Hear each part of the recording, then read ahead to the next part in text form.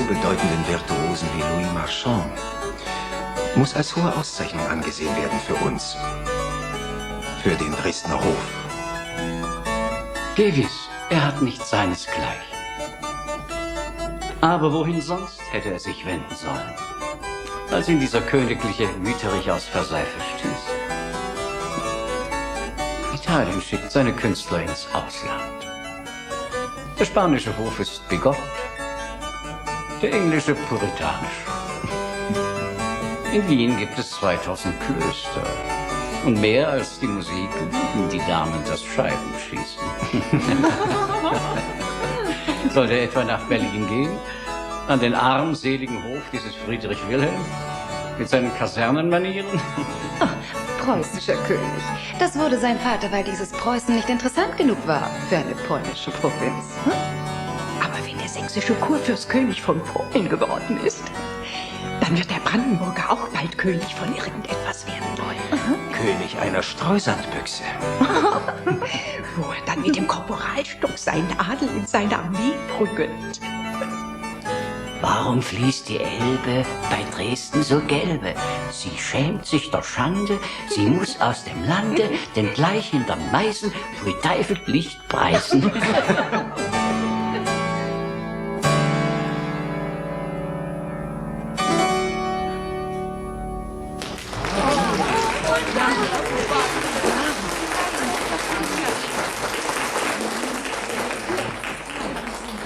Wundervoll. Und was spielen Sie uns jetzt?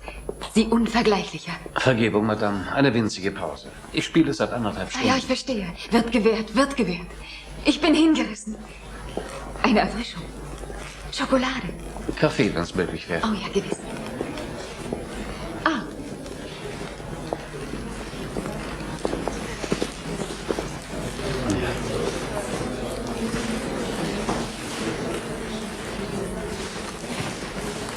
Wie schaffen Sie das nur? Was bitte, Mademoiselle? Bei Ihnen klingt alles so neu und anders. Wie eine Zauberei. Ich traktiere das Instrument à la Française, das ist alles. Sie spielen Töne, die gar nicht in den Noten stehen. Ich wäre ein schlechter Virtuose, wenn ich mich nicht an die Noten hielte. Aber ich fürchte, ich wäre kein richtiger Künstler, wenn ich nichts hinzufügte, was nur von mir ist. Gewöhnlich benutzt der Künstler die Cembalo-Register nur, um die Lautstärke nach seiner Intention abzustufen. Ich benutze sie aber, um die Klangfarbe zu ändern. Und das ist das Geheimnis, mein schönes Kind. Der Maestro wollte pausieren. Du belästigst Monsieur Marchand mit deinen Fragen. Nein, durchaus nicht. Mit der Frage beginnt das Individuum souverän zu werden. Deswegen sind Fragen den Souveränen meist sehr unangenehm. Sie deuten auf Konkurrenz. Dann erlauben Sie die Frage, wieso verließen Sie damals Versailles? Denn es waren pikante Histörchen, die da erzählt wurden. Wie man sagt, hätten Sie den König beleidigt. Leider war es umgekehrt. Er hatte mich beleidigt. Ich hatte eine Frau. Die Dame vernachlässigte mich. Da habe ich sie verlassen. Sie klagte auf Unterhalt und der König verlangte, dass ich ihr die Hälfte meines Gehalts auszuzahlen habe. Und Sie? Ich betrachtete das als Beleidigung, Monsieur. Als ich das nächste Mal vor dem Hof zu spielen hatte, brach ich das Stück in der Mitte ab und sagte zum König, wenn er meiner Frau die Hälfte meines Gehalts auszahle, dann möge sie sich bereit finden, ihm die andere Hälfte des Konzerts zu spielen. Vor versammeltem Hof? Was blieb mir übrig, Madame? Ich hätte es als unhöflich empfunden, den Hof hinauszuschicken. Aber der König Schickte mich hinaus. Was freilich eine teure Antwort war. Ja, gewiss, Madame. Charakter ist ein Luxus, der sich nur selten bezahlt macht. Aber durch ihn genieße ich das Vergnügen, nunmehr in Ihrem Kreise zu weilen. Bitte spielen Sie uns das Stück noch einmal. Aber mein Kind. Warum nicht?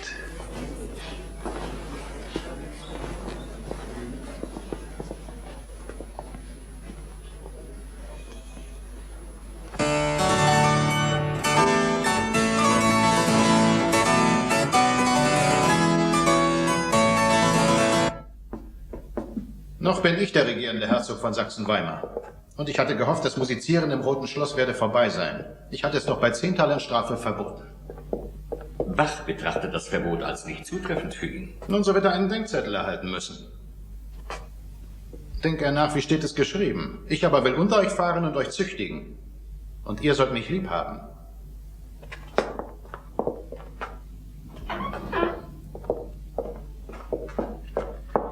Der Bachsche Anstellungsvertrag legt ausdrücklich fest, dass er beiden Höfen verpflichtet sei.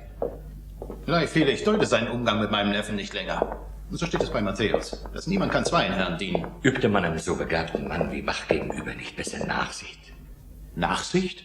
Ich meine 3. Buch Moses, Vers 18. Du sollst nicht rachgierig sein. Du sollst nicht rachgierig gegen die Kinder deines Volkes sein. Ralf, will er mich etwa katechisieren? Ich bin dem Land, weiß Gott, ein gnädiger Fürst. Ich habe der Bettelei ein Ende gesetzt, indem ich die Armen des Landes verwiesen habe. Ich habe die Strafen reformiert, indem ich in unserem Zuchthaus die Verbrecher mit den Waisenkindern zusammensperre.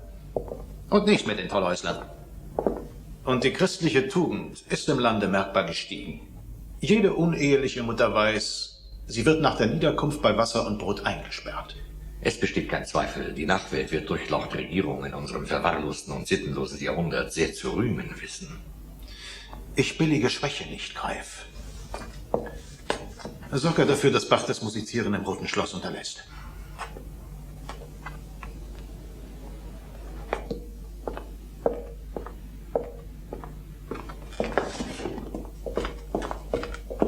Und der Herr Neffe, er mag sich seine eigene Kapelle bezahlen, wenn er hier Musik haben will. Diese Kanaille.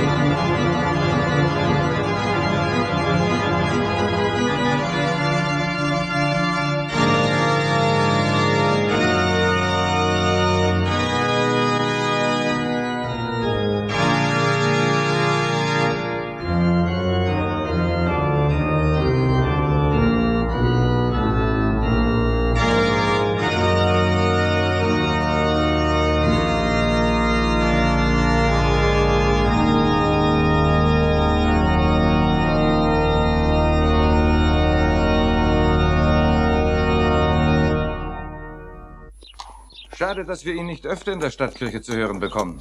Tja, ich bin im Schlossorganist. Wir haben hier durch ihn eine Musik, wie sie in Weimar noch nie zuvor war. Ich hoffe, er bleibt uns erhalten. Warum denn nicht? Ich habe die Hofkapellmeisterstelle so gut wie in der Tasche. Nehmen Sie mir es bitte nicht übel, Herr Konzertmeister. Ich habe, wie ihm sicher bekannt, recht gute Beziehungen zum Oberhofmarschall Greif, dem Herzog. Missfällt seine Musik im Roten Schloss. Aber es gäbe nicht eine einzige Note Kammermusik von mir in Weimar, ohne das Rote Schloss. Der Herzog ist reizbar. Ich habe meinen Vertrag. Eben das, Bach. Er ist Hofbedienter. Als Hofbedienter mache ich hier Musik und keinen krummen Rücken. Herr Konzertmeister, unterschätzt er den Fingerzeig nicht. Ich spreche als sein Freund. Gewiss. Und ich danke für den Hinweis. Wie für alles, was Sie an unserem Friedemann tun. Bach, er sollte mich wirklich als seinen Freund betrachten.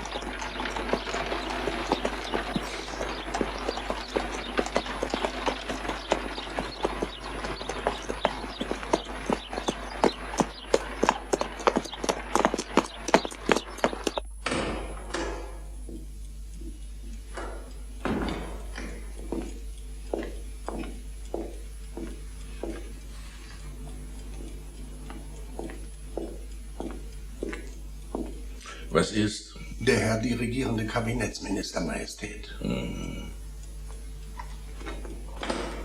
Augustus Expulanorum Elector Saxonum. Komm rein, Fleming. Will er mich mit seinem Küchenlatein vor meinen Polen blamieren? Ne absque conjunctivo. Da schäme er sich. Ist das alles, was er für mich fertig hat? Ich warte, wer es nicht.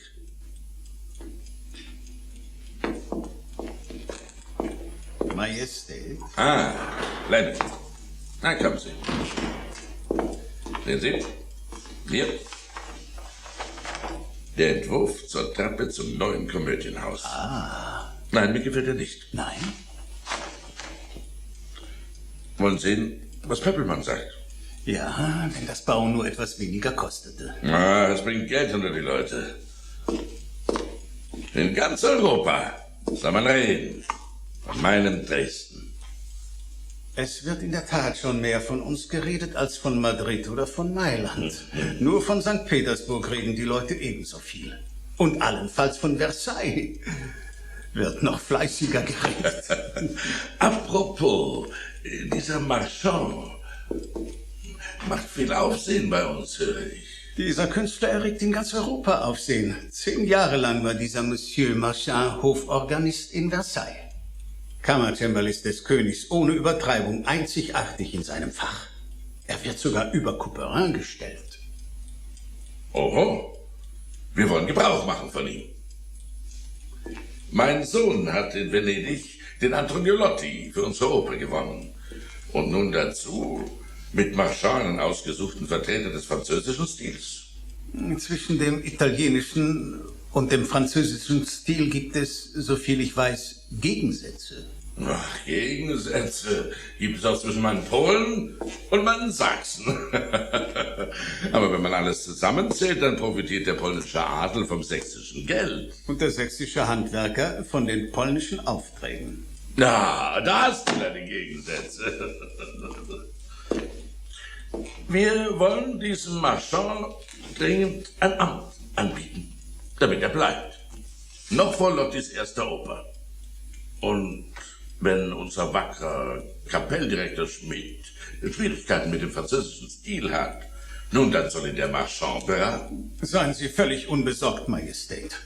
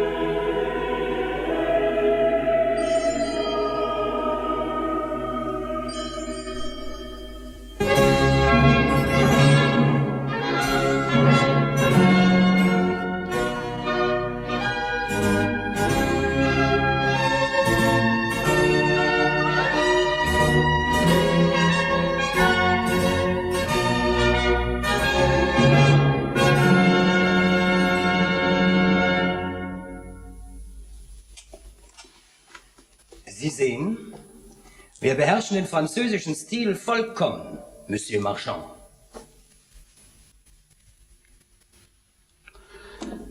Excusez-moi, aber da muss ich widersprechen.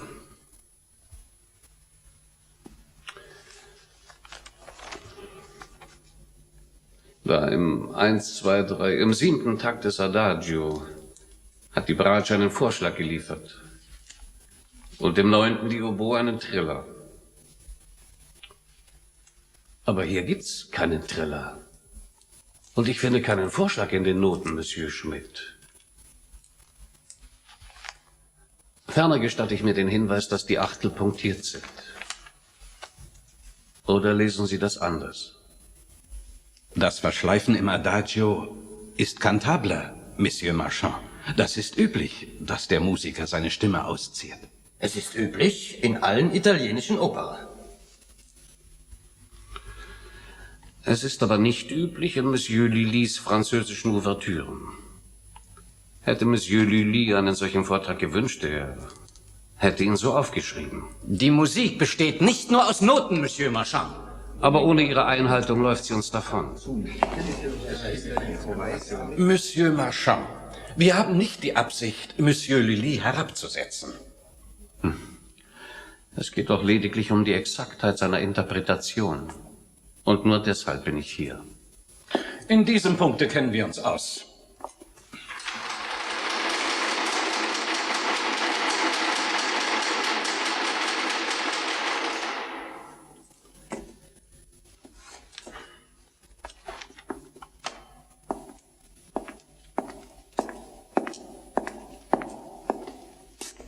Wozu fragen Sie mich dann nach meinen Ansichten, wenn Sie nicht darauf hören wollen und nicht davon zu profitieren wünschen?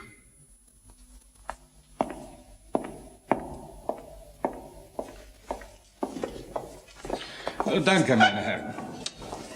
Nein, nein, nein, nein. Ich schätze das Urteil des Grafen Fleming wirklich in jeder Beziehung, das weißt du. Aber uns diesen Monsieur Marchand auf die Probe als Aufpasser zu schicken, das ist nun wirklich zu viel. Uns vorzumachen, wie man Lully'sche Ouvertüren spielen soll. Französischen Stil. Es gäbe es in unserem Dresdner Orchester nicht genug Leute, die seinen französischen Stil nicht in Paris selber studiert haben. Na, du zum Beispiel. Und lange genug. Ja, aber jetzt spielen wir eben hier in Dresden. Und die Dresdner Musik hat nun mal ihr eigenes Gesicht. Eben. Wir brauchen keinen französischen Schulmeister. Er macht eine Musik wie auf dem Exerzierplatz. Ach, französischer Stil. Französischer Stil. Als wüssten wir nicht, was französischer Stil ist. Ja, müssen wir uns das sagen lassen? Er ist nun mal der berühmteste Cembalist in Europa. Vielleicht braucht er jemanden, der seinem Hochmut einen Dämpfer aufsetzt. Ich werde ihn schon mit seinem Meister bekannt machen.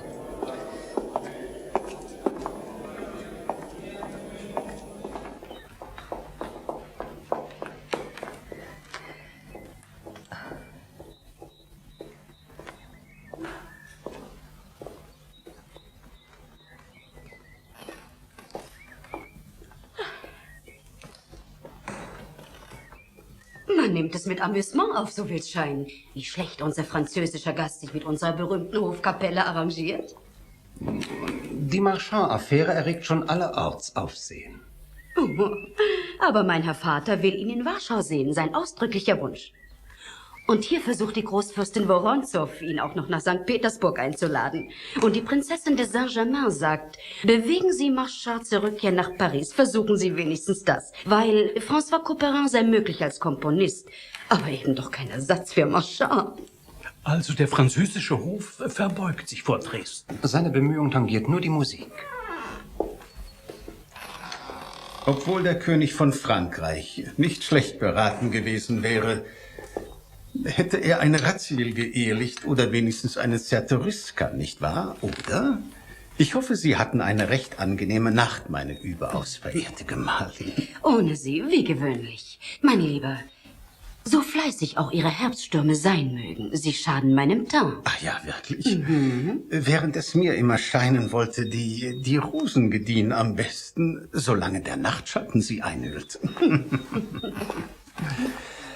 Welche Themen hat die Post? Sie kümmert sich um Marchand. Marchand. Im Moment, glaube ich, fühlt er sich, als könne er die ganze Welt herausfordern. Der Gedanke ist würdig eines Maître de Plaisir, mein lieber Graf. Wir bewegen ihn dazu, wir versuchen's. Meinen Sie nicht auch? Bewegen? Er fordert die ersten Virtuosen Europas. Wirft ihnen den Federhandschuh zu. Sie gebären heute merkwürdige Ideen. Sie bewegen ihn dazu. Das Palais Fleming wird ab sofort als Turnierplatz zu seiner Verfügung stehen. Sofern meine teure Gemahlin nicht... Oh nein, nein, mein Gemahl. Ich gönne Ihnen wirklich den Glanz und den Donner, wenn Sie mir nur meine Rosen nicht antasten. Ohnehin scheint bei dieser Wahl der Donner sanfter. Er verfügt nicht über Dornen.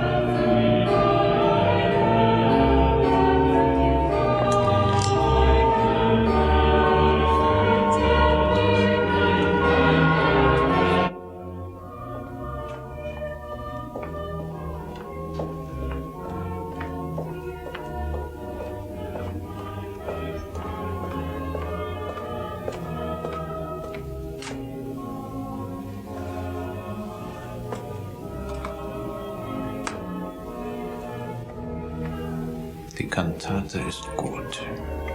Für die Totenfeier unseres alten Hofkapellmeisters Drese hätte er keine würdigere finden können.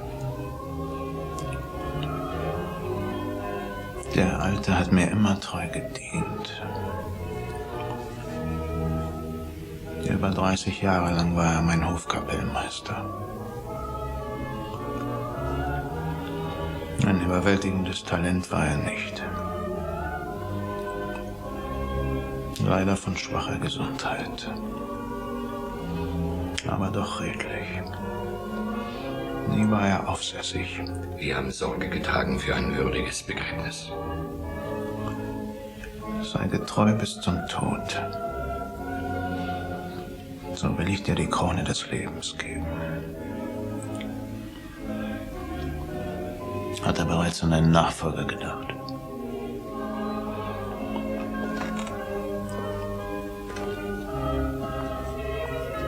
Das könnte wohl nur einer sein, der Bach durchlaucht. Bach bleibt Konzertmeister. Er kommt nicht in Frage.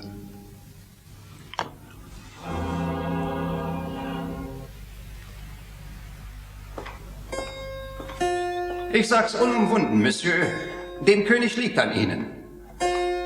Da man behauptet, Ihre Kunst der Improvisation sei einzig, ebenso einzig wie Ihre Art, das Cembalo zu traktieren, da... Ich brauche keinen Vergleich zu scheuen. Also fordern Sie dazu auf? Der Minister stellt Ihnen mit Freuden sein Palais für einen Wettstreit zur Verfügung. Und den ersten Damen des Adels wird es gewiss ein herzliches Vergnügen sein, diskret in alle wichtigen Ohren des Auslandes zu dringen, um dort diese Nachricht so recht publik zu machen. Ich sollte mich feilbieten. Die Damen wünschen es so. Die Damen sind begierig auf ihre Siege. Oder hätten Sie jemanden zu scheuen? Nein, ich wüsste nicht wen. Der Herr regierende Kabinettsminister wird diese Zusage dankbar begrüßen.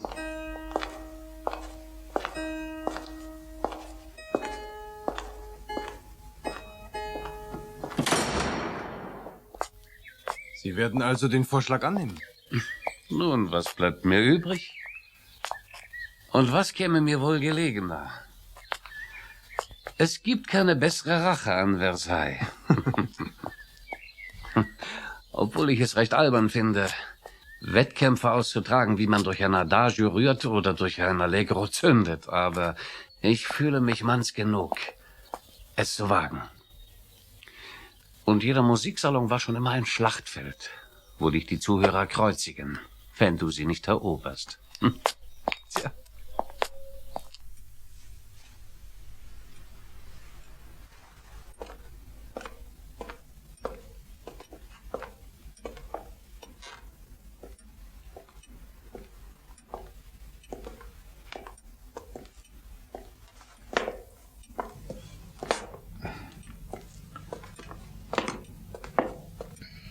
Ich habe mich umgesehen, Greif.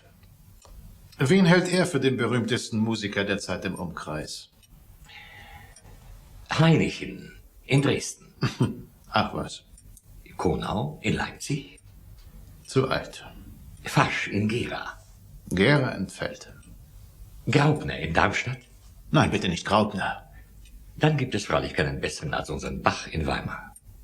Warum sieht er sich nicht gründlich um, Greif? Telemann ist es. Dem Bach zur Seite einen Telemann?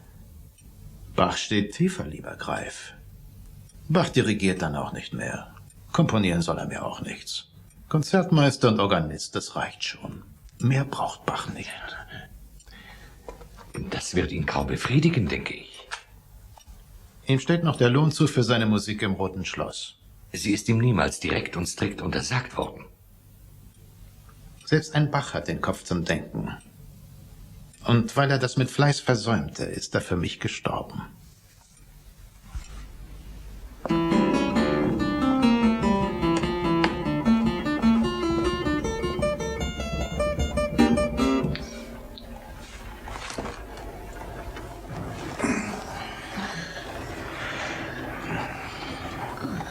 Der Vetter Walter ist da. Lass ihn doch.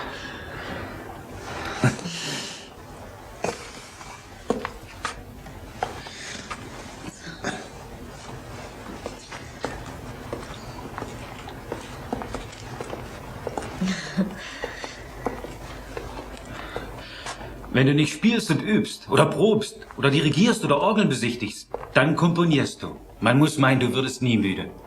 Ja, was ist dem immer zu tun? Rate, von wem ich dich grüßen soll. Na? Vom Gevatter Telemann. Danke. Um ein Haar wäre er auch nach Weimar gekommen. Ja? Als Kapellmeister.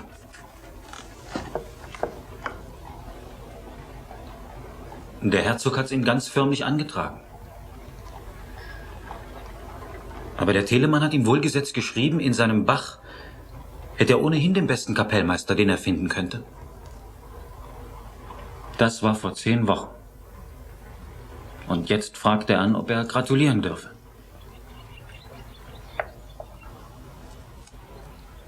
Ich hab dir's gesagt. Der Gessner hat's dir auch gesagt. Und andere. Der Herzog ist rachsüchtig. Ich habe dem Herzog Kantaten geschrieben und Orgelsachen noch und noch und noch. Als Organist bin ich der Letzte unter all seinen Musikern. Hinter mir kommt nur noch der Stadtpfeifer, die Aushilfe. Aber der Herzog hat dir den Titel eines Konzertmeisters verliehen. Ja, auf förmliches Gesuch. Er selbst hätt's vergessen. Wer sollte hier rachsüchtig sein? Geh zum Herzog, Sebastian. Ja. Jetzt bestehe ich auf eine Audienz. Ach, da kommt wieder der Konzertmeister Bach. Der ist ein rechter Quälgeist geworden.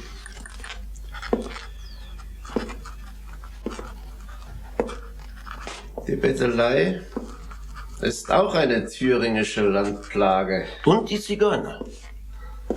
Der Herr Kanzler sagt, Durchlaucht werden jetzt einen Fortschritt schaffen.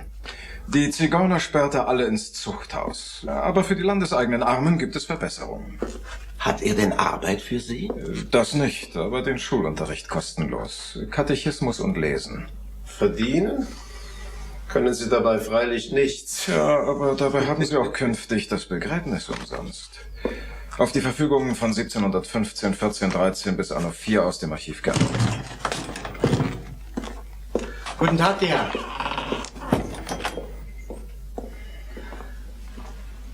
Guten Tag, Herr Konzertmeister.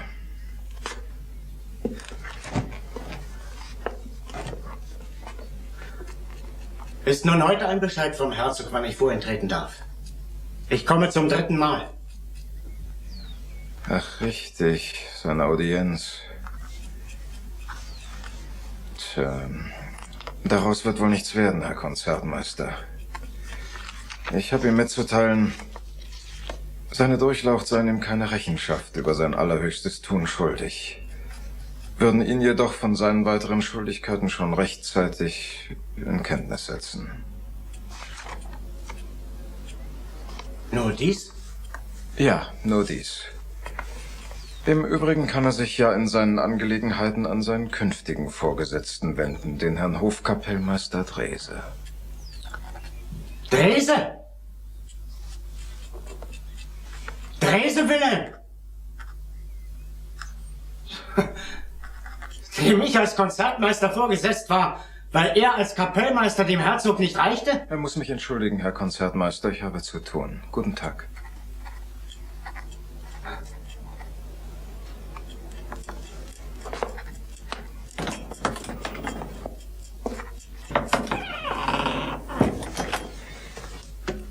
Erinnere dich, Zapf.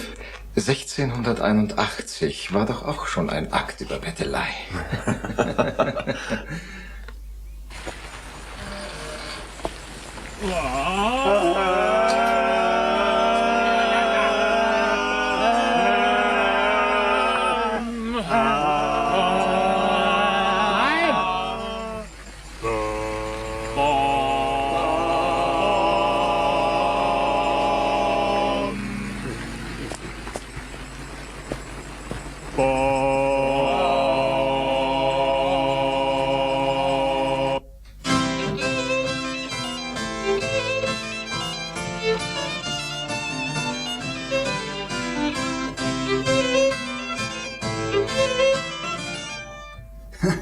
Jetzt bin ich raus. Also von vorn, Schwager.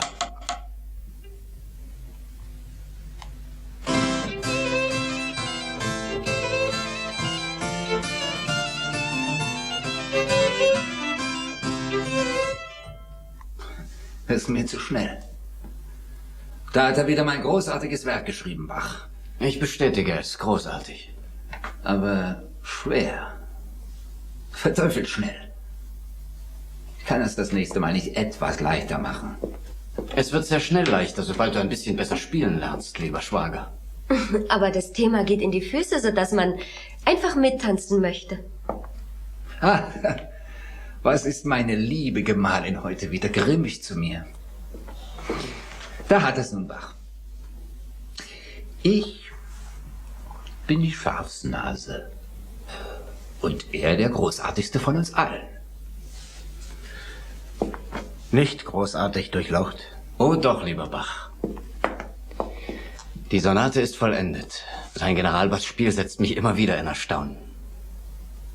Kann aber nicht weit her sein mit meiner Profektion, Hoheit.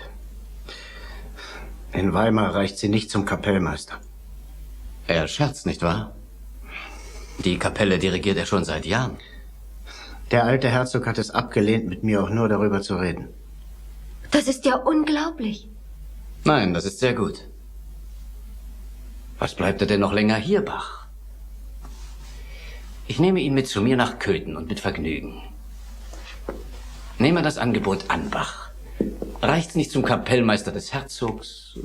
Ich mache ihn zum fürstlichen Hofkapellmeister und an Gehalt kriegt er das Doppelte von seinem Vorgänger. Allerdings so gute Orgeln haben wir dort nicht. Sehr schade, aber Köthen ist reformiert. Dafür bekommt er einen Fürsten, der Kniegeige spielt. Und er rangiert wie mein Oberhofmarschall. Ein etwas überraschendes Angebot, Hoheit. Kommt es ihm wirklich so überraschend? Was mich betrifft, ich habe nur darauf gewartet, dass man in Weimar auf seine Dienste verzichtet. Wenn er Ja sagt, dann tritt er am 1. August bei mir an. Ich schicke ihm den Vertrag sofort. Na los, Bach. Ich lach mich schief, wenn der Alte ihn auf die Weise los wird. Die hohen Herren machen leicht Versprechungen. Aber die sind kein Fels, auf dem man bauen kann. Du solltest nichts übereilen. 9 Jahre habe ich dem Herzog die Orgel geschlagen. Geige gespielt, Chor und Kapelle dirigiert, habe ihm Musik verschafft, wann und welche immer er wollte. Und es kommt Hofkapellmeister Dresewille. Aber dein Gehalt bleibt. Und du kannst komponieren wie bisher. Barbara, wenn ich bisher eine Kantate geschrieben habe, dann habe ich sie aufgeführt. Ich habe die Tempi bestimmt und den Vortrag. Sie klang, wie ich wollte. Und jetzt wird sie klingen, wie Dresewille sie kann. Ja, das ist sehr schlimm. Aber solange nichts sicher ist, solltest du dein Amt halten. Und an der Orgel bleibst du der Souverän. In der Schlosskirche ist der letzte Furz.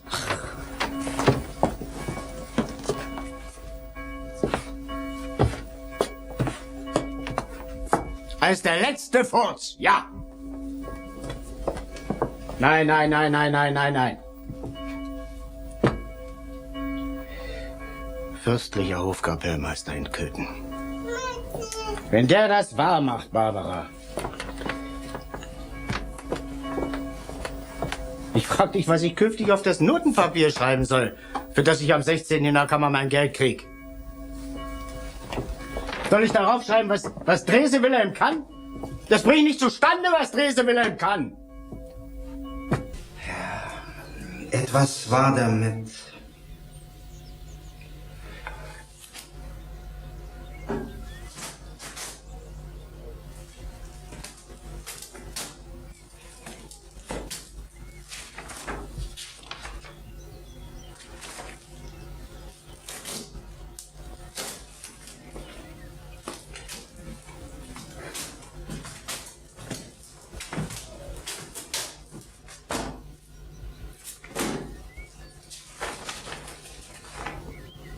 Ah, hier. Ich muss bedauern, Herr Konzertmeister. Der Betrag von 4 Gulden 6 Groschen für das alljährliche Ries Doppelnotenpapier ist auf persönliche Anweisung seiner Durchlaucht gestrichen.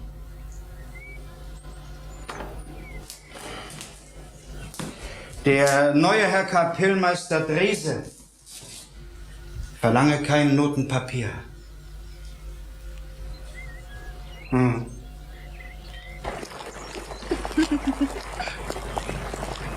Herr Konzertmeister! Herr Konzertmeister! Ja? Da brauche ich es nicht erst ins Haus zu tragen.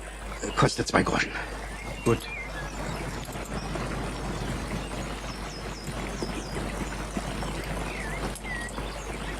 Danke.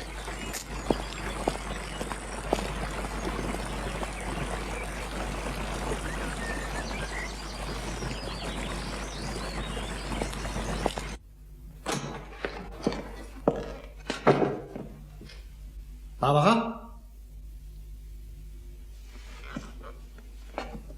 Barbara? Post! Barbara! Was ist denn passiert? Post!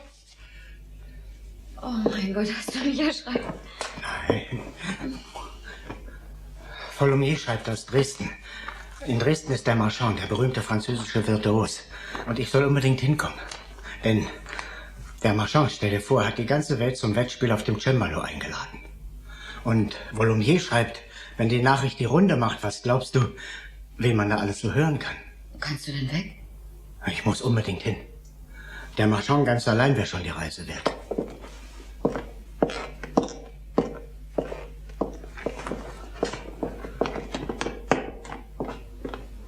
Du glaubst wirklich, dass der Herzog dich fahren lässt? So wie du jetzt mit ihm stehst? So wie ich dastehe, brauche ich vom Herzog gar keinen Urlaub mehr. Hier. Aus Köthen. Ja, der Vertrag. Please.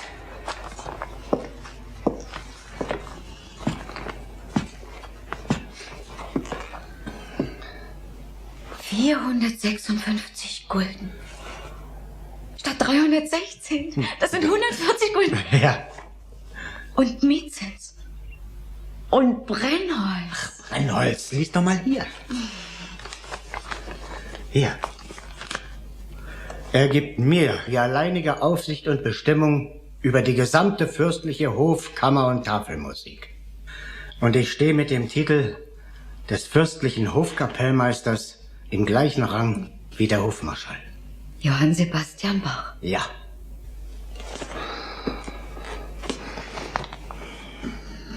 Und ich kann komponieren. Der Vertrag kann ab August gelten. Ich unterschreibe auf der Stelle.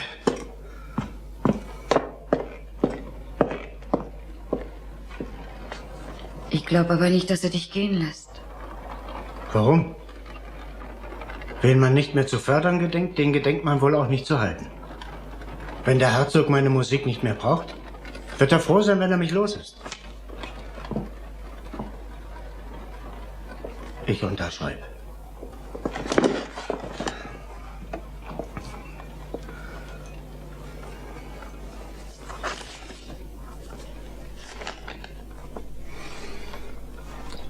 Köthenscher fürstlicher Hofkapellmeister Johann Sebastian Bach. Bach. So. Meine Kinder nicht länger die Kinder eines Bedienten mehr. Und die Frau des Bürgermeisters von Köthen muss meine Frau zuerst grüßen. Ja. Ja. Ich kann mir das überhaupt nicht vorstellen. Du brauchst es dir nicht vorzustellen. Du wirst ja erleben. Tja, lieber Marchand, was können wir nunmehr noch tun? Ihre Herausforderung. Entweder wird sie von niemandem ernst genommen, oder aber sie wird von allen gefürchtet. Ich hoffe sehr, das Letztere ist der Fall. Obwohl das Letztere ein Grauen wäre. Ein Künstler, mit dem sich kein anderer zu messen wagt, wäre von allen verlassen. Sogar von seinen Feinden. Und der Einzige, der sich inzwischen hier angesagt hat, ist einer ihrer Bewunderer. So teilt es mir Graf Mordax mit. Der Hoforganist seiner Durchlaucht des Herzogs Wilhelm Ernst von Weimar. Nachdem ich freundlicherweise nun seinen Titel kenne, der Mann hat sicher auch einen Namen. Ja, den hat er.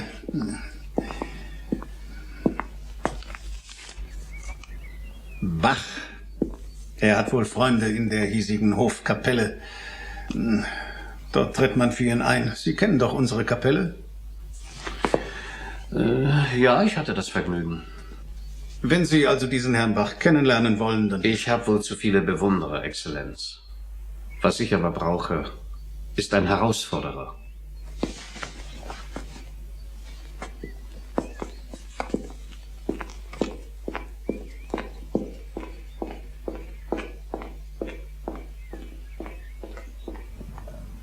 Und Bach hat den Vertrag mit dem Fürsten von Köthen schon unterzeichnet.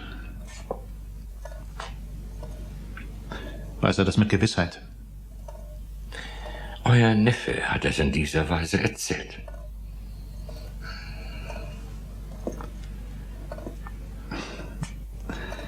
Voller Triumph. Und grinsend.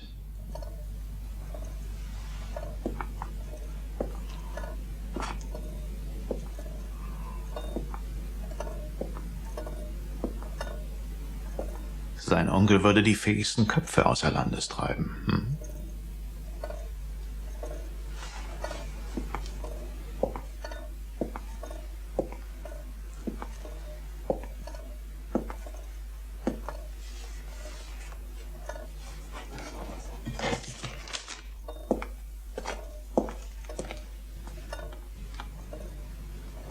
Diesmal hat er sich geirrt, Greif.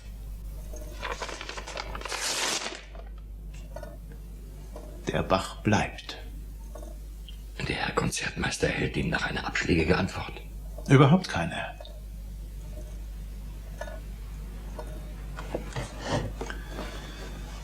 Er wird merken, dass das auch eine Antwort ist.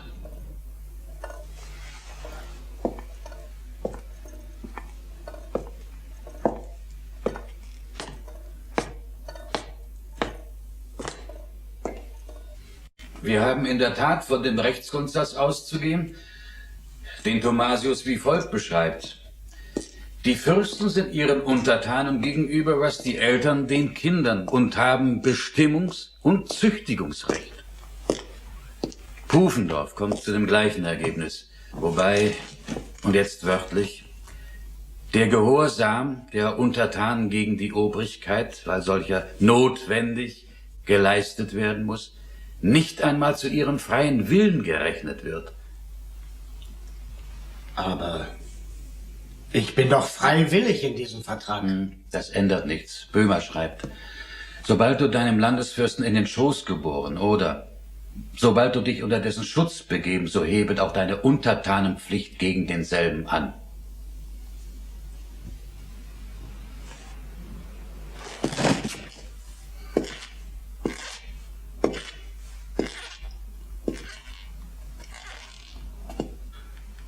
Also kann ich nur seinem Schutz entweichen. Um Himmels Willen.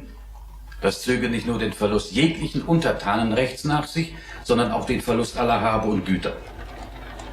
Ja, aber nur, wenn sie mich erwischen. Auch sonst. Denn der Herzog kann im ganzen Gebiet des Heiligen Römischen Reichs von jedem Fürsten und von jeder Obrigkeit deine Auslieferung verlangen. Sächsisch-Thüringische Landesordnung, Titul 48, Kaput 3. So hat es letzten November der preußische König, die Gräfin Kosel, an Sachsen ausliefern müssen, obwohl sie sich unter seinen Schutz gestellt hat. Das ist doch verwünschte Zustände. Du wolltest deine Lage wissen. Das ist sie.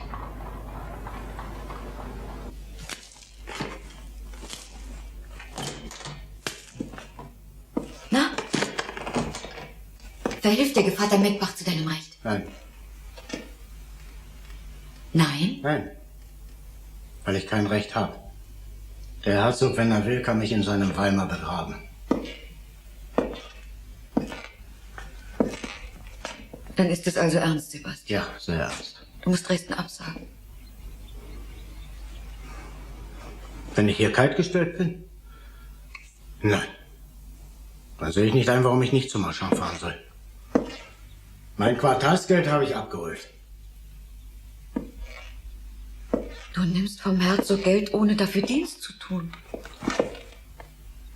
Er hält mich hier fest, also kann er mich auch bezahlen. Und weil er mir nicht antwortet, fahre ich auch nach Dresden.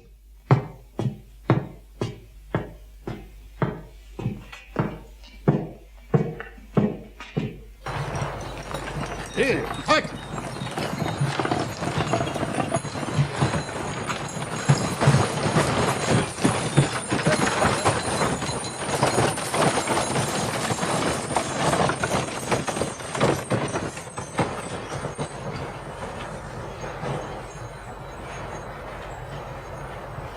Volontiers, du hast mir nicht geschrieben, dass ich an dem Wettspiel teilnehmen soll.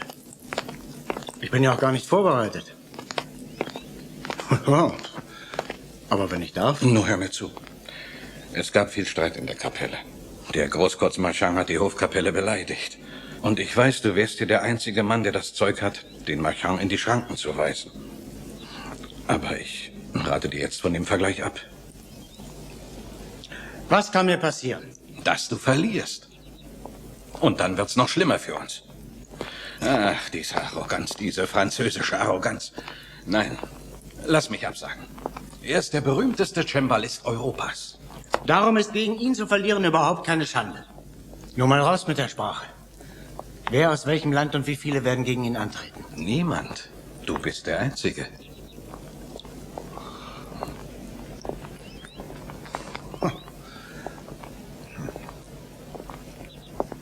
Kann ich ihn hören? Ja, das habe ich arrangiert. Noch heute Abend. Noch heute Abend im Palais Fleming.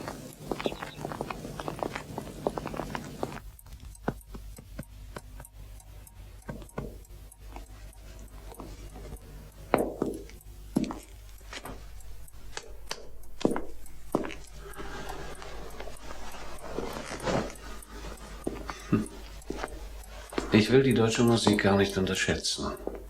Aber die deutschen Musiker scheinen mir ihren Fürsten gegenüber zu servil, um in der Musik souverän sein zu können. Und der Hof von Weimar, wie ich höre, ist einer der ärgsten. Sehr viel Religion, aber wenig Denken.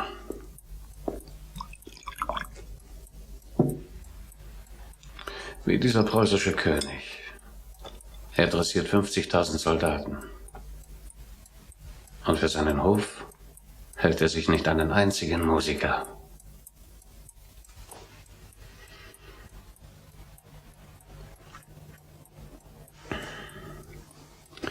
Sie wähnen sich tugendhaft und fromm, wenn sie sich armselig gebärden. Doch dieser Bach macht einen glänzenden Eindruck, wo immer man ihn kennt. Ja, ich habe davon gehört. Der Mann soll nicht ohne Esprit sein. Na, umso besser. Es setzt mich wenigstens nicht herab, wenn ich mich mit so einem Mann messe.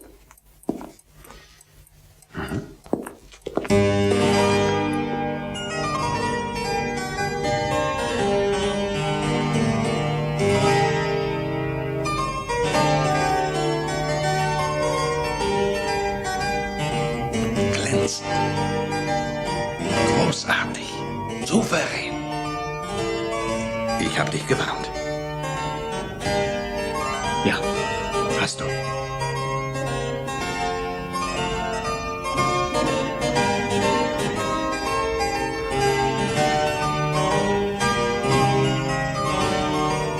Das Cembalo ist ein ungewöhnlich gutes Instrument.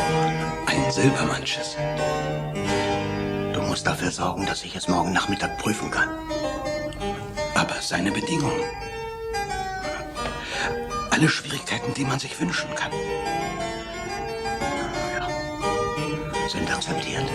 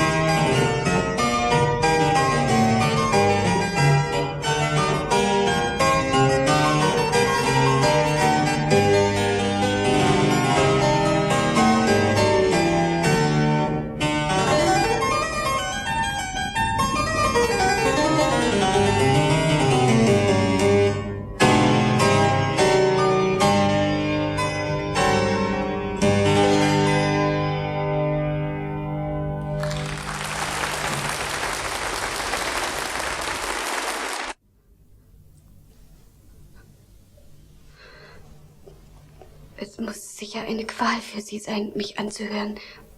Es Ihnen recht machen kann ich nicht.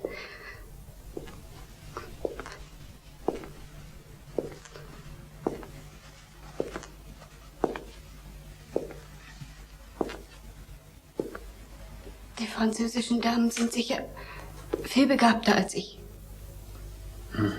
Vollkommen. Zumindest nicht in der Musik. Da erzählt man sich Geschichten, die arg sind.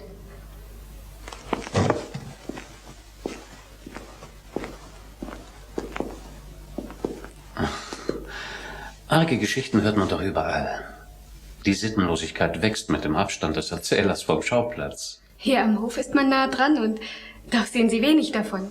Der Hof ist katholisch und ganz Sachsen protestantisch.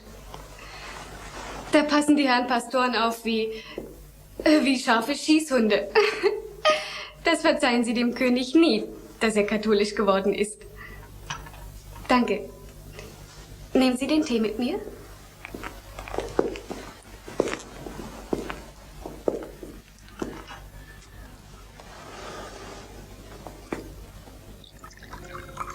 Paris muss sehr schön sein. Und der Hof von Versailles. Ich wäre gerne einmal dort. Danke. Aber wer weiß, wie ich dort aussehe. Wie eine Margarete unter Orchideen. Stimmt es eigentlich, dass man dort so tief dekoltiert geht? Bevor Madame Maintenon so bigott wurde, sagte sie mal, der Schnee des Frühlings wird durch die Knospen erst schön. Und sie richtete sich auch danach ein. Sie gewiss, wie auch alle unsere Hofdamen. Sogar der Schnee des Spätsommers blieb nicht knospenfrei. Ma belle enfant. Erschrecken Sie nicht. Es gab nicht einen Mann am Hof von Frankreich, der daran blind geworden wäre. Der Schnupfen nahm zu, das war schon alles. Jetzt begreife ich, wieso es keiner mit Ihnen am Cembalo aufnehmen kann. Ah, wirklich? Nun ja, weil Sie so frei spielen, wie Ihre Gedanken sind. Was ist das? Das Cembalo wird gestimmt. Für morgen, glaube ich. Das ist nicht Lebel. Ach, wer immer das auch sein mag, er... Merkwürdige Art, das zu stimmen. Monsieur Marchand!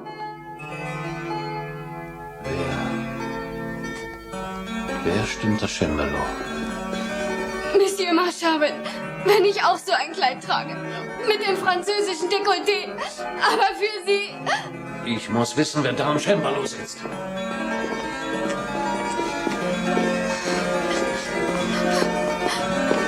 Warum verachtet er mich?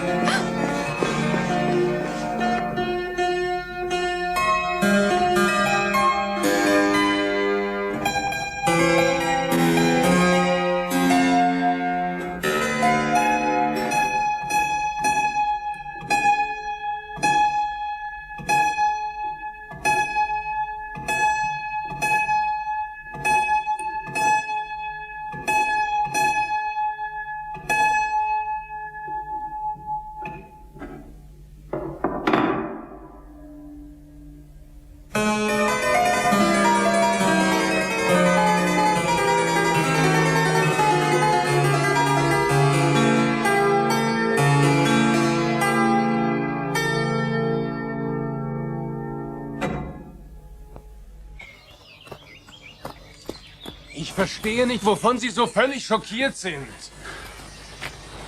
Weil er um eine andere Art Musik weiß.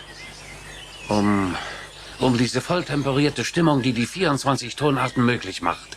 Erinnere dich, Lebel. Eine theoretische Spielerei. Sie sagten es selbst. Man kann sie kompositorisch gar nicht nutzen. Er kann's. Er geht vom D-Dur nach Cis-Moll, von Cis-Moll nach As-Moll oder nach A-Dur. Auf welchen Umwegen? Direkt. Weil er ganze Akkordreihen aus kleinen Terzen benutzt zu Tonleitern. Das geht doch gar nicht. Er gerät in die Wolfsquinten. Er gerät eben nicht rein. Das ist ja das Rätsel. Kein Corelli, kein Vivaldi. Nicht einmal dieser junge und doch weiß Gott sehr verwegene Rameau schreibt dir einen einzigen B-Moll-Akkord. In Fis-Dur hat noch gar keiner geschrieben. Und warum sollte er es tun? Er kennt ihn. Er kennt den ganzen Quintenzirkel. Er beherrscht ihn, wie unsere Antipoden die Rückseite des Mondes kennen. Er spaziert darin voller Vergnügen. Noch sind die harmonischen Gesetze der 24 Tonarten gar nicht erforscht. Er beherrscht sie aber. Ein Mensch, der, wie ich gehört habe, in seinem gesamten Wirken noch nie aus kleinen Residenzen rauskam. Städte so winzig, die empfinde ich sogar als Dörfer zu klein. Weimar hat keine 500 Häuser. Und aus solcher Enge heraus schafft dieser Mensch ein neues musikalisches Universum. Und durchschreitet es. Und sich mit so einem Manne messen. Nein, das war nicht abgemacht.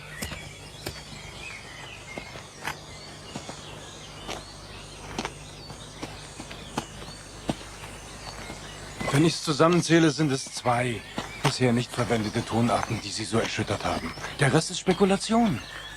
Wozu willst du mich trösten, Lebel? Das Publikum liebt Sie. Sie kennen seinen Geschmack.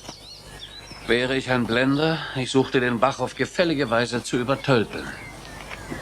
Aber Sie müssen gewinnen, wenn Ihres Bleibens hier länger sein soll. Sie haben keine Wahl. Du sagst es?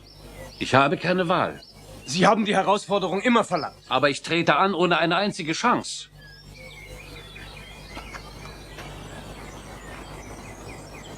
Vertrauen Sie Ihrem Publikum.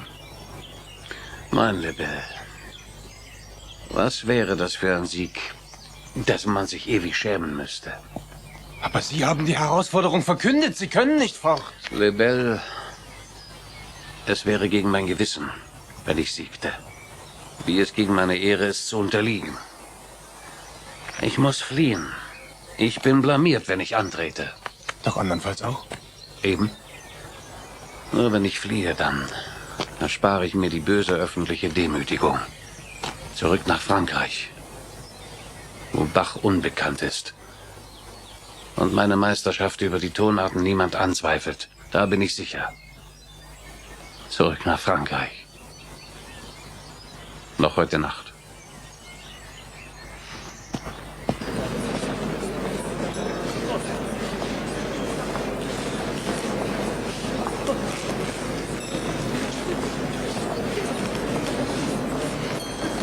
Ich glaube wohl, es fehlt niemand, der am Hof Rang und Namen hat. Nur der König hat sich entschuldigen lassen. Oh, ist heute nicht sein gewöhnlicher Abend bei der Gräfin Dönhoff?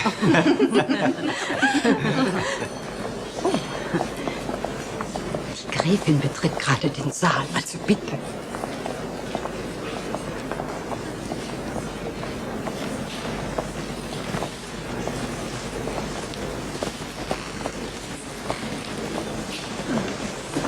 Die Ärmste. Bedauerlich, wie der König sie vernachlässigt bei seinen noch langweiligeren Geschäften. Ohnehin arbeitet er ein wenig zu viel. Allein diese ewige Reiserei zwischen Dresden, Krakau und Warschau.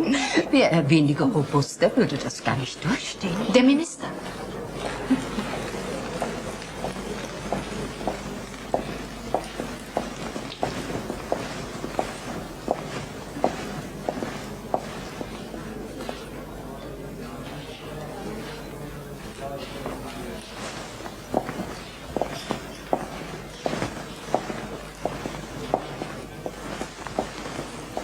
Gemeinsam gehört Ihnen in Polen so viel an Grund und Boden, dass Sie dafür ganz Sachsen eintauschen könnten. Er ist unruhig, der Minister. Er schaut dauernd auf die Uhr. Hat er vielleicht schlechte Nachricht erhalten? Ist am Ende dem Herrn Bach doch Angst geworden?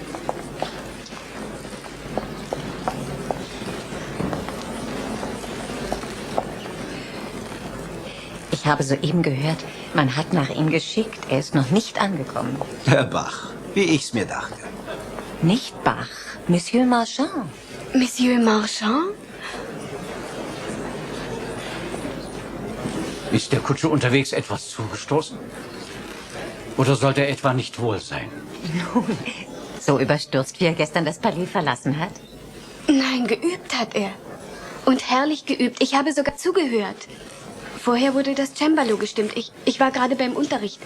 Aber dann verließ mich Monsieur Marchand und dann spielte er so unvergleichlich. Schöner als je zuvor.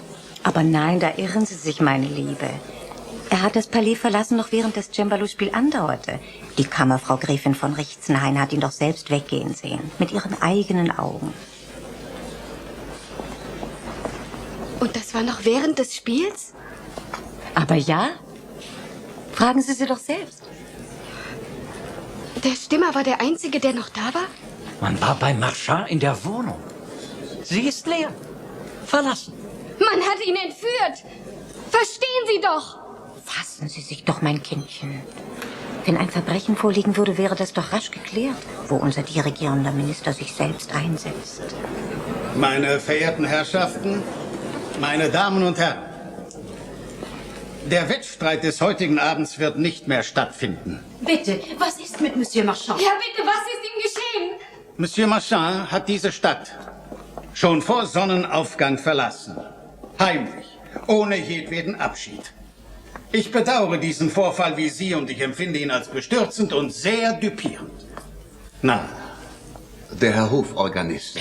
Der Herr Hoforganist Bach aus Weimar. Er lässt nachfragen, ob seine Anwesenheit weiter vonnöten sei. Wenn Monsieur Marchand hier nicht erscheint, dann wohl kaum.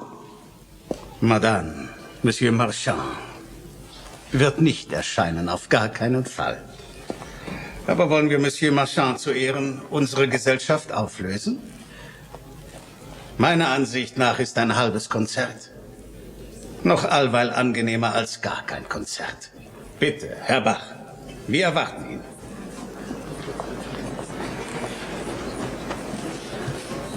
Ich glaube, das hätten Sie besser nicht tun sollen. Wir erwarten immerhin den Musikus, um dessen Willen uns Monsieur Marchand verlassen hat. Ich hoffe nur, er erinnert uns nicht gar zu sehr daran, was wir durch ihn verloren haben.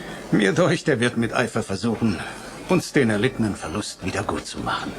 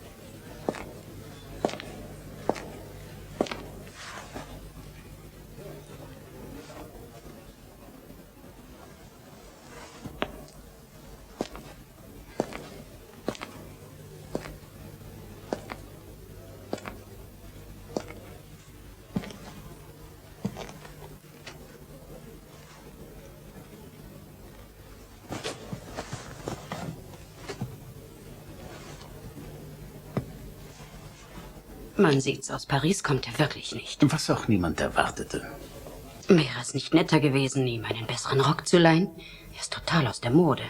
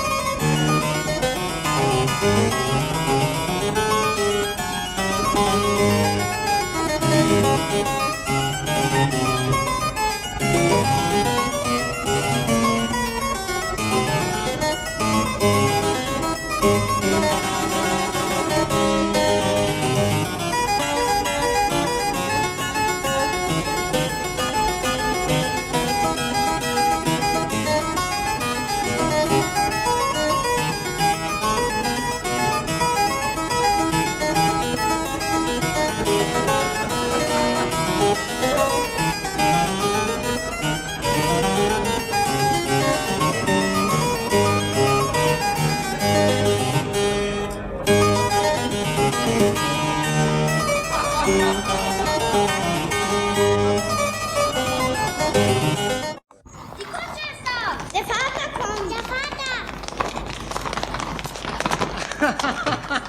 Friedemann! Holt meine Tasse. Kommt!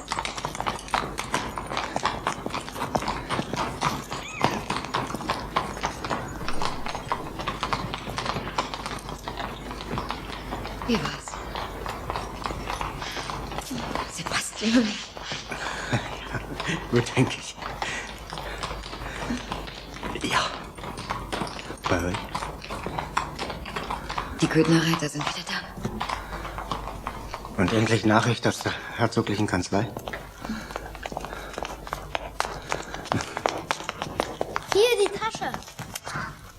Bist du nicht hingegangen? Wie oft. Aber kein Wort vom Herrn Hofsekretär. Herr Bach? Hier ist der Hoforganist und Konzertmeister Bach. Johann Sebastian. Er kennt doch meinen Mann, Marhold. Ich habe den Auftrag, im Namen seiner allergnädigsten Durchlaucht, ihn in der Landrichterstube vorzuführen und festzusetzen. In der Landrichterstube. Festsetzen? Bach. Mit Tagedieben und Landstreichern. Warum denn?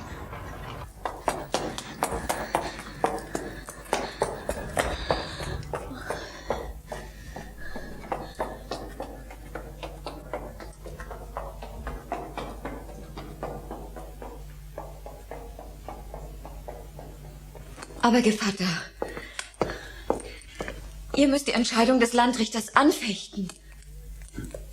Von der Landrichterstube bis zum Hofkammergericht. Das sind 3 Instanzen. Da vergeht leicht ein Jahr. Und in der letzten Instanz hängt's doch vom Herzog ab. Denn der bleibt sein oberster Richter. Aber was bleibt mir?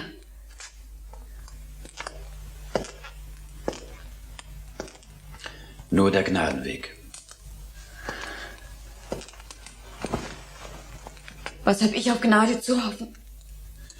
Alles, Gevatterin, alles.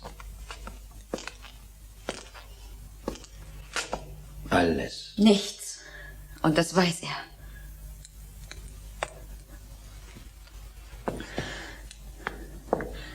Noch heute packe ich den Rollwagen mit allem Hausrat und werde es allen Freunden und Bekannten in der ganzen Gegend kundtun, dass der Herzog meinen Mann nach 9 Jahren Verdiensten wie einen Wegelagerer und Tagedieb festsetzt und seine Karriere zerbricht.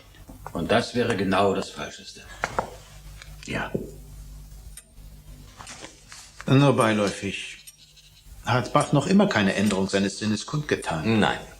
Obwohl er schon volle 4 Wochen Einsitz durchlaucht. 4 Wochen. Und sein Weib indes räumt die Wohnung aus. Tut sie das? Warum weiß er so etwas nicht, wo er doch Hofmarschall ist? Ich sinne auf andere Maßnahmen, den Geiger Bach zur Raison zu bringen. Sprüche Salomonis 25. Welche aber strafen, die werden Wohlgefallen finden. Und reicher Segen wird auf sie kommen.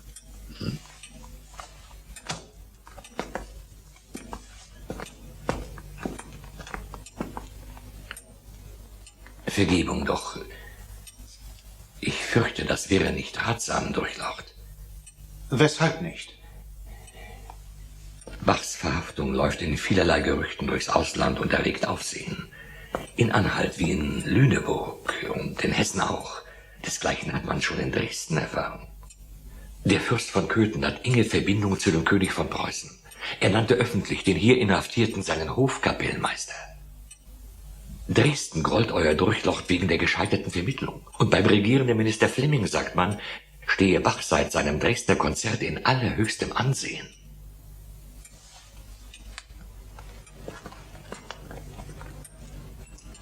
Das tockiert meine Autorität nicht im geringsten, Greif. Aber es schädigt das Ansehen, euer Durchlaucht. Bach ist als Musiker schon zu berühmt, als dass man ihn nur als unbotmäßigen Untertan behandeln kann. Man kann, aber es schadet dem Ansehen. Eine feine Revanche. Nachdem er all seinen Ruhm nur mir verdankt. Schon der Akt erscheint inzwischen blamabel.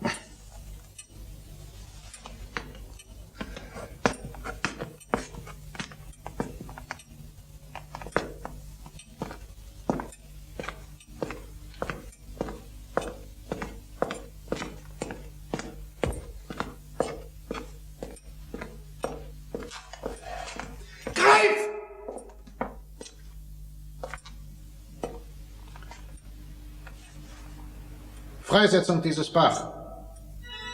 Aber mit Ungnade, die wir auch nicht verhehlen. Bachs Akt wird vernichtet. Einen Musiker dieses Namens hat es nicht gegeben, nicht an meinem Hofe. Wer spielt da? Schubert, der Nachfolger von Monsieur Bach, Durchlaucht.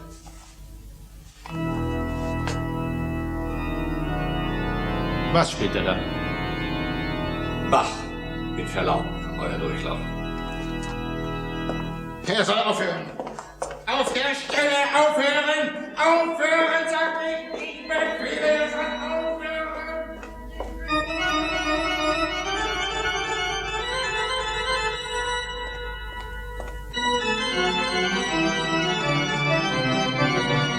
Er soll aufhören.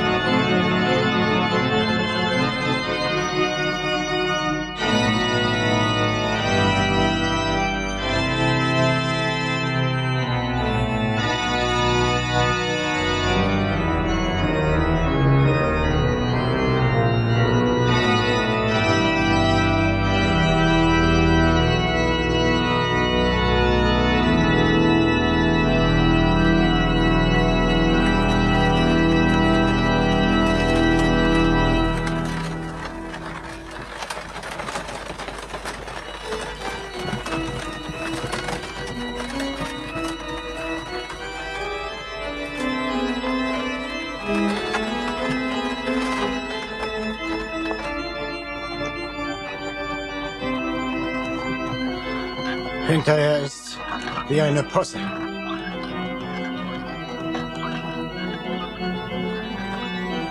Aber das war keine Posse. Die Landrichterstube. Das war absolut keine Posse.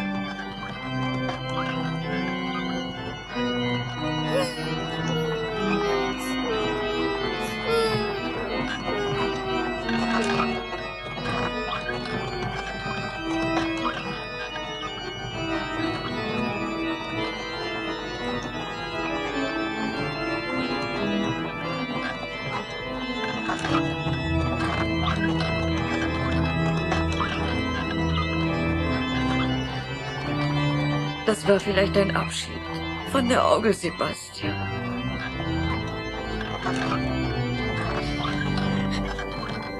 In Köthen bist du kein Kirchenmusiker mehr.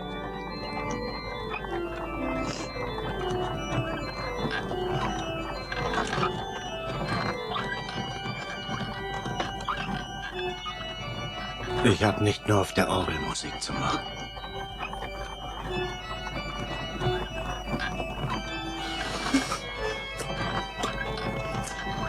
Aber vergessen werden sie dich in Weimar nicht können. Wer weiß. Hey, hey, hey, hey!